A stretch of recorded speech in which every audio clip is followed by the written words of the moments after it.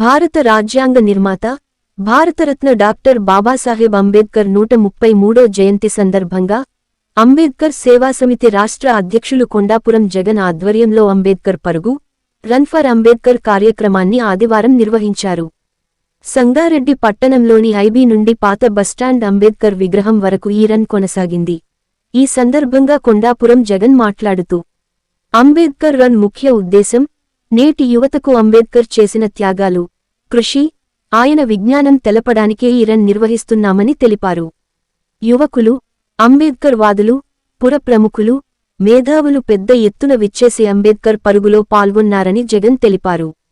ఈ కార్యక్రమంలో అంబేద్కర్ సేవా సమితి రాష్ట్ర అధ్యక్షులు కొండాపురం జగన్, కార్యదర్శి దమ్మగల్ల మురహరి, జేళ్ల సురేష్, రాజు నాయక్, బక్కి బాలు, ప్రమోద్లు పాల్గొన్నారు.